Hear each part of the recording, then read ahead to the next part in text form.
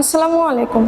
আজকে আমরা পদার্থের দ্বিতীয় চ্যাপ্টার পদার্থের উপর তাপের প্রভাব এই বিষয়টি নিয়ে আলোচনা করব। আমরা যখন কোনো পদার্থে তাপ প্রয়োগ করি, পদার্থের তিন ধরনের পরিবর্তন লক্ষ্য করি আমরা। প্রথম পরিবর্তন দৈর্ঘ্য প্রসারণ সহগ, ক্ষেত্রফল প্রসারণ সহগ এবং তাপমাত্রা প্রসারণ সহগ।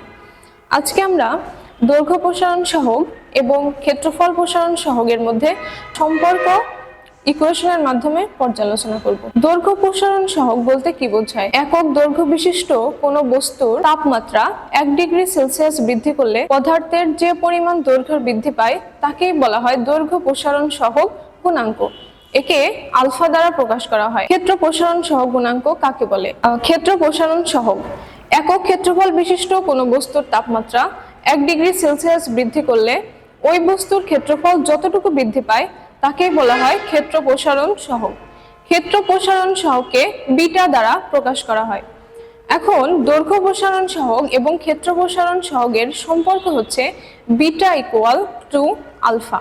আজকে আমরা ইকুয়েশনের মাধ্যমে এটাই দেখব কিভাবে বিটা ইকুয়াল টু আলফা হয়। দৈর্ঘ্য প্রসারণ সহগকে আলফা দ্বারা প্রকাশ করা হয়। Alpha equal del L divided by L1 into del T. এখানে ডেল এল ইকুয়াল দুটা বস্তুর দৈর্ঘ্যের পার্থক্য।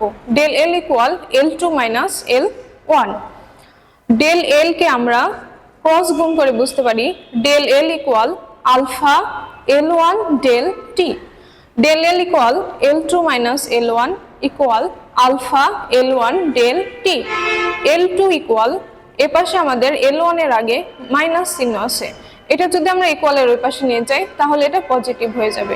সুতরাং আমরা পাই L2 equal L1 plus alpha L1 del t, বা L2 ইকুয়াল দুই পাশ থেকে আমরা যদি L1 কমন নেই তাহলে L1 into 1 plus alpha del t.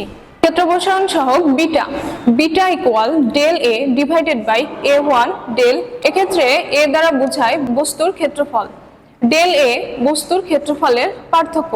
আমরা ডেল এ এখানে আর গুণ করে বুঝতে পারি ডেল এ সমান সমান বিটা A1 ডেল টি।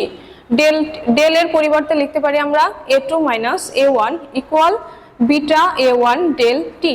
এক্ষেত্রে A1 এর আগে আমরা দেখতে পাচ্ছি এখানে নেগেটিভ চিহ্ন আছে, এটা যদি আমরা ইকুয়ালের ওই পাশে ট্রান্সফার করি তাহলে এটা প্লাস চিহ্ন হয়ে যাবে। সেক্ষেত্রে A2 equal A1 plus beta A1 del t. So A2 equal আমরা যদি দুই পাশ থেকে A1 কমন নেই তাহলে ইকুয়েশনটা দাঁড়ায় A1 into 1 plus beta del t. আমরা 1 নম্বর সমীকরণে পেয়েছিলাম L2 equal L1 into 1 plus alpha del টি।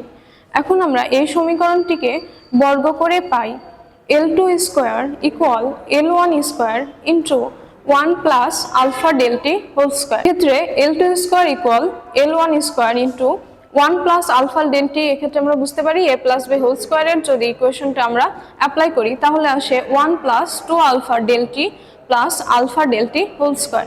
দৈর্ঘ্য প্রসারণ সহগের ক্ষেত্রে আমরা আলফা ডেল টিকে অনেক সময় এর ভ্যালুটা খুবই ক্ষুদ্র, এর জন্য ইকুয়েশনে এটা কাউন্ট করা হয় না। সেক্ষেত্রে ইকুয়েশনটি দাঁড়ায় L2 square equal L1 square 1 plus 2 alpha del t. এখন আমরা একটা জিনিস জানি, কোন বস্তুর ক্ষেত্রফল ইকুয়াল বস্তুর দৈর্ঘ্য গুণন প্রস্থ। সেক্ষেত্রে দুইটা দৈর্ঘ্যের গুণফলই বোঝায়। সেক্ষেত্রে আমরা L2 স্কোয়ারের পরিবর্তে একটি ক্ষেত্রফল A2 লিখতে পারি এবং L1 স্কোয়ারের পরিবর্তে একটি ক্ষেত্রফল A1 লিখতে পারি। সুতরাং ইকুয়েশনটি দাঁড়ায় A2 equal A1 1 plus 2 alpha del t. 2 নম্বর সমীকরণে আমরা পেয়েছিলাম A2 equal A1 into 1 plus beta del t, এবং 3 নম্বর সমীকরণ থেকে আমরা পেয়েছি A2 equal A1 into 1 plus 2 alpha del t. 2 এবং 3 নম্বর সমীকরণ আমরা তুলনা করে পাই A1 into 1 plus beta del t equal A1 into 1 plus 2 alpha del t. এক্ষেত্রে দুই পাশের 1 আর A1 এবং A1 কাটা যায়, সেক্ষেত্রে আমরা লিখতে পারি 1 plus beta del t equal 1 plus 2 alpha del t. সেক্ষেত্রে 1 এবং 1 এটাকে যদি আমরা ট্রান্সফার করি তাহলে 1 1 1ও কেটে যায় এবং আমাদের ইকুয়েশনটি দাঁড়ায় beta del t equal to alpha del t. দুই পাশের ডেল টিকে যদি আমরা ডিভাইড করি তাহলে ডেল টিও কেটে যায় এবং আমাদের থাকে বিটা ইকুয়াল টু আলফা। এটি ছিল আমাদের আজকের প্রমাণ যে দৈর্ঘ্য প্রসারণ সহগ হবে ক্ষেত্র প্রসারণ সহগের অর্ধেক, বা ক্ষেত্র প্রসারণ সহগ হবে দৈর্ঘ্য প্রসারণ সহগের দ্বিগুণ। Thank you so much.